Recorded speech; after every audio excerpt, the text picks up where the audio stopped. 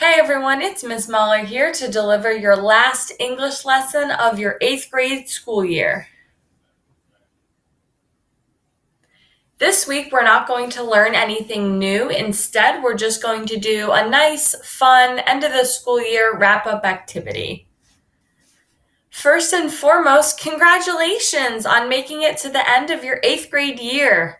This school year has definitely been interesting and different to say the least. You're about to start high school next year, which for a lot of people is the best years of your life. I know without a doubt, a lot of you are going to do so well in high school and beyond.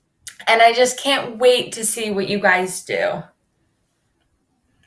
Now, before moving on to high school, I wanted to give you guys some advice that I think really would have helped me. So my first piece of advice for you guys is don't be afraid to try something new. You might find your new favorite sport, hobby, instrument, activity, club, etc. You can find a ton of different things that meet your interests. And it's also a great way to make new friends.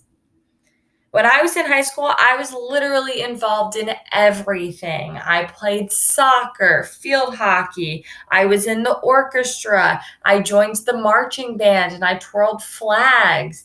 I was in Girl Scouts. I did cheerleading. I did everything. I just wanted to be a part as many different things as I could.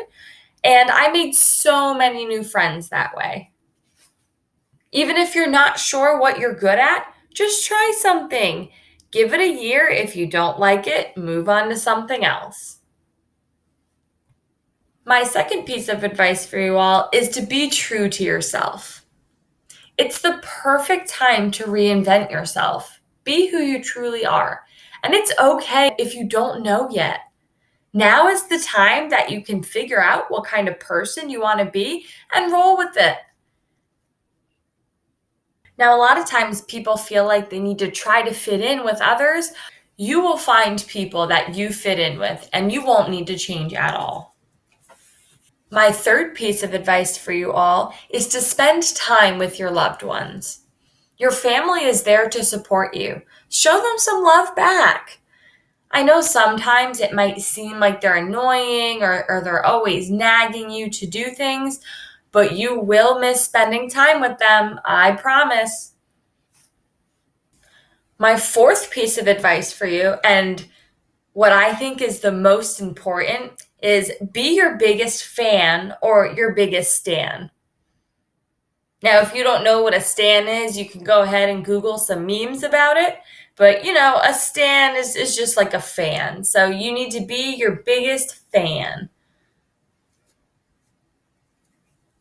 Having a positive attitude can affect a lot. It may be hard, but always try to be positive, especially with yourself. If you're constantly down on yourself and telling yourself you can't do things, well, guess what? You won't be able to do those things. Instead, you need to have a positive attitude and you need to keep on trying because whatever you put your mind to, you can do it. So always try to stay positive.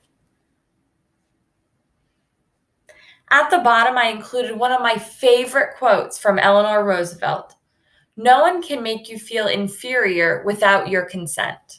Only you can make yourself feel bad. If other people are saying things, fine, let them say whatever. But what truly matters is what you think about yourself. And my last piece of advice for you guys is to get organized. Your cell phone is an amazing tool. I know you guys are always on your cell phones. You're on Snapchat, TikTok, you name it. But your cell phone also has really useful things on it. I suggest using your cell phone calendar to keep track of upcoming assignments, projects, quizzes, tests, any practices, games, meetings after school, or really anything going on in your life. If you took a look at my calendar, it is full of things. And it's not even like work things either. It's like, hey, I'm going to a picnic this day, or there's a concert.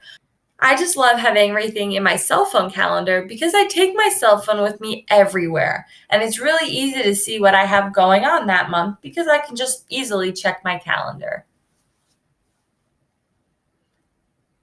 Another thing that you can use your cell phone for is to set alarms. Being on time is a very, very important skill. Arriving early to something gives you time to relax and it relieves anxiety before doing whatever you have scheduled. I don't know about you, but sometimes when I show up late to an important meeting, I get really nervous before it starts because I haven't had time to really settle down and relax before it. So that's why I think it's really important to get there early. So that way you have a couple minutes to, gather your thoughts. You can get a drink of water, use the bathroom, whatever you need to do. And then when it comes time for whatever you need to do, then you'll already be ready to go. One more thing that I wanted to talk to you guys about is this COVID-19 coronavirus quarantine that's going on. I know being in quarantine is really, really tough, and sometimes it's really hard and doesn't seem worth it. Just remember, Anne Frank was hidden in an attic with 7 other people for almost 2.5 years. If she can do it, so can you. This is going on month 3 in quarantine, and I know it really, really stinks. I do not like having to stay inside. But think about how lucky we are. At least we are not Anne Frank and the others hiding up in that tiny little attic for 2.5 years.